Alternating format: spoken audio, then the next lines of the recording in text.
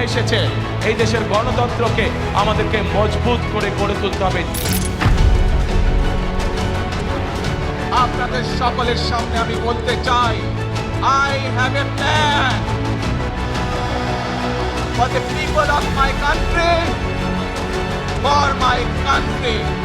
সেনাবাহিনীর বেশ কয়েকজন কর্মকর্তার সঙ্গে ভিডিও কনফারেন্সে কথা বলতে তারেককে হঠাৎ তারেক কেন সেনা কর্মকর্তাদের সঙ্গে বৈঠক করলেন? প্রচারের প্রথম দিকে বলেছিলেন দিল্লি নয়, পিন্ডি নয়, সবার আগে বাংলাদেশ। আর এই স্লোগান জাদুমন্ত্রের মতো কাজ করেছিল। ভিডিওর কিছু অংশ প্রথমে দেখে নিশ্চয়ই বুঝতে পেরেছেন ভিডিওটি খুবই গুরুত্বপূর্ণ হতে যাচ্ছে। আসলে কি হতে যাচ্ছে সেটি দেখতে ভিডিওটির সাথেই থাকুন। সেই ভাষণে তাকে বলতে শোনা যায় হ্যাভ আ প্ল্যান। নিশ্চিতভাবে ধরে নেওয়া যেতে পারে সেই পরিকল্পনার মধ্যে রয়েছে হাসিনাকে সসম্মানে ফিরিয়ে আনা। মা জিয়ার শারীরিক অবস্থা যখন সংকটজনক অবস্থায় চলে যায় সেই সময় তারেক রহমানের দেশে ফেরার কথা ছিল। তারেক নিজেও জানিয়েছিলেন তিনি দেশে ফিরতে চাইছেন, কিন্তু কোনো এক অজ্ঞাত কারণে সেই সময় তারেকের ঘরোয়াপসির বিষয়টি ধামাচাপা পড়ে যায়। বেশ কিছু মাস বাদে দেখা গেল সেনাবাহিনীর বেশ কয়েকজন কর্মকর্তার সঙ্গে ভিডিও কনফারেন্সে কথা বলতে তারেককে হঠাৎ তারেক কেন সেনা কর্মকর্তাদের সঙ্গে বৈঠক করলেন তা নিয়ে প্রশ্ন উঠতে শুরু করে। পরে সেই রহস্য ফাঁস হয়। দেশে ফিরলে সেনাবাহিনী তাকে যাতে না গ্রেফতার করে সেই বার্তা দিতেই ওই ভিডিও কনফারেন্স। ভোট আপাতত মিটেছে, জনতা জনার্দন বিএনপিকে ক্ষমতায় দেখতে চেয়ে ভোট দিয়েছে। দলের চেয়ারপারসন প্রধানমন্ত্রী পদে আসীন হতে চলেছেন। খুব কঠিন সময়ে তার কাঁধে উঠতে চলেছে গুরুদায়িত্ব। প্রশ্ন হলো তার প্রথম কর্তব্য কি হবে, কোন কর্তব্য পথে তিনি হাঁটবেন? ভাবি প্রধানমন্ত্রীর প্রথম দায়িত্ব হবে সসম্মানে দিল্লির আশ্রয়ে থাকা সাবেক প্রধানমন্ত্রীকে দেশের সম্মানের সঙ্গে ফিরিয়ে আনা। বলা হচ্ছে এই শর্তে তার দেশে ফেরার সুযোগ করে দেওয়া হয়েছে। তারেক রহমানের দেশে ফেরার জন্য ইউনূস সরকারকে দিতে হয়েছে মুচলেকা। কোন এক আশ্চর্য জাদুতে এটা সম্ভব হলো। আগামী দিনে সেটাই হবে বাংলাদেশের জাতীয় রাজনীতির চর্চার বিষয়। মাত্র 2.5 মাসে তার কারিশমায় বিএনপি কোথায় চলে গেল? তারা যে সরকার গঠন করতে চলেছে তা নিয়ে আর কোনো সন্দেহ নেই। বলা হচ্ছে তারেক রহমান বাংলাদেশে আসার আগে ভারতের সঙ্গে চুক্তি করেছে, আর সেই চুক্তি নাকি গোলামের চুক্তি। চুক্তিতে রয়েছে হাসিনা আমলে ভারত যে সব সুবিধা পেয়েছে সেই সব সুবিধে বহাল রাখার চুক্তি। চুক্তির সব থেকে গুরুত্বপূর্ণ বিষয় শেখ হাসিনাকে আবার তিনি পুনর্বাসিত করবেন।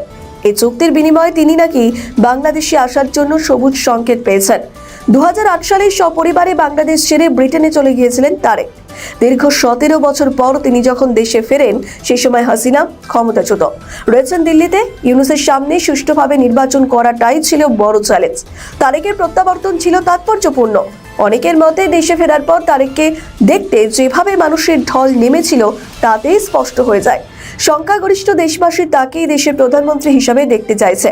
হাসিনা পরবর্তী অস্থির সময়ে বাংলাদেশের মানুষ একজন নেতার খোঁজ করছিলেন। তারেকের মধ্যে তারা সেই নেতাটিকে খুঁজে পান। প্রচারের প্রথম দিকে বলেছিলেন দিল্লি নয়, পিন্ডি নয়, সবার আগে বাংলাদেশ। আর এই স্লোগান জাদুমন্ত্রের মতো কাজ করেছিল। বিশ্লেষকেরা বলছেন ইউনূস সরকার একটি সাজানো নির্বাচন করতে গিয়ে ল্যাজে গোবরে হয়েছেন। দেশের দ্বিতীয় প্রধান বিএনপিকে বাধ্য হয়ে সব অনৈতিক কাজে সমর্থন দিতে হয়েছে টিকে থাকার দায়। তার বিরুদ্ধে গুরুতর 2টি মামলার রায় হয়েছে। একটি 21শে আগস্ট হত্যা মামলার রায়, দ্বিতীয়টি 10 ট্রাক অস্ত্র মামলার রায়। এছাড়া তার বিরুদ্ধে রয়েছে একাধিক দুর্নীতির মামলার রায়। বলা হচ্ছে এইসব মামলার রায় দিয়ে বিদায়ী ইউনূস সরকার তারেক রহমানকে কার্যত ব্ল্যাকমেল করেছেন। কেন তারেক রহমানের প্রথম কাজ হবে বাংলাদেশের রাজনীতিতে আওয়ামী লীগকে ফিরিয়ে আনা? এর কারণ এটা নয় যে তিনি বাংলাদেশের পরবর্তী প্রধানমন্ত্রী হতে চলেছেন। নির্বাচনের আগে তারেক বলেছিলেন জনগণ চাইলে শেখ হাসিনার সন্তানরাও রাজনীতি করতে পারবে। শুধু হাসিনার সন্তানরাই নয়, শেখ হাসিনাও রাজনীতি করতে পারবেন বললে ভুল হবে। হাসিনা কিন্তু বাংলাদেশের জাতীয় রাজনীতিকে এখনো সজীব রেখেছেন। রাজনীতির এই জটিল সমীকরণের দৃশ্যপট দ্রুত বদলাচ্ছে। একসময় জামাতের সঙ্গে বিএনপির সুসম্পর্ক ছিল, এখন কিন্তু দুয়ের সম্পর্ক সাপে নেউলে। যে জামাতকে কয়েক বছর আগেও দূরবীন দিয়ে খুঁজতে হতো সেই জামাতের রকেট গতিতে উত্থান হয়েছে। তারা আগামী দিনে বিরোধী আসনে বসতে চলেছে। এক মায়ের পেটে 2 ভাইয়ের তত্ত্ব আর নেই। গত সেপ্টেম্বরে বাংলাদেশের প্রথম সারির দৈনিক প্রথম আলোকে একটা সাক্ষাৎকারে দিয়েছিলেন জামাতে আমির সৈয়দ আব্দুল্লাহ মোহাম্মদ তাহের। সেই সাক্ষাৎকারে বিএনপির সঙ্গে তাদের সম্পর্ক কেমন সেটা স্পষ্ট হয়ে যায়। তাহের বলেন, আমরা একটা জোট করছি। বিএনপির সঙ্গে জামাতের বন্ধুত্ব ছিল কৌশলগত, তাদের মধ্যে আদর্শের কোনো মিল ছিল না। 4 যুগ ধরে বন্ধুত্ব ভালোভাবেই এগোচ্ছিল।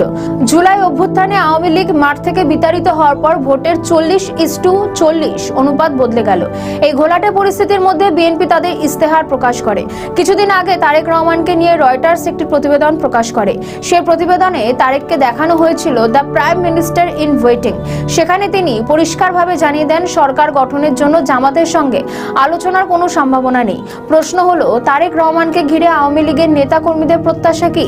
তাদের প্রত্যাশা একটাই, দেশের ভাবী প্রধানমন্ত্রী দলনেত্রী হাসিনাকে দিল্লি থেকে ফিরিয়ে আনবেন।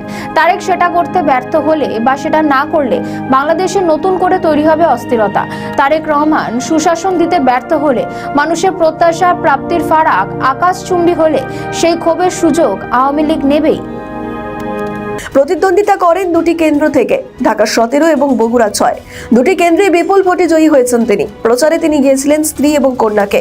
বার্তা দিতে চেয়েছেন বাংলাদেশকে তিনি নিজের পরিবার বলেই মনে করেন। তারেকের এই কৌশলী পদক্ষেপ বাংলাদেশের ভোটের হাওয়া ঘুরিয়ে দেয় 180 ডিগ্রি। আওয়ামী আবেগ চাপা পড়ে গিয়েছিল। বিএনপির জয়ের পিছনে কিন্তু হাসিনার আশীর্বাদ কাজ করেছে। আওয়ামী লীগ না থাকায় জাতীয় রাজনীতিতে একটা শূন্যস্থান তৈরি হয়েছিল, আর সেই জায়গাটা পূরণ করলেন এবার তারেক রহমান। অনেকে বলছেন, তারেক রহমান ও বিএনপির জয়ের পিছনে কাজ করেছে আওয়ামী লীগ।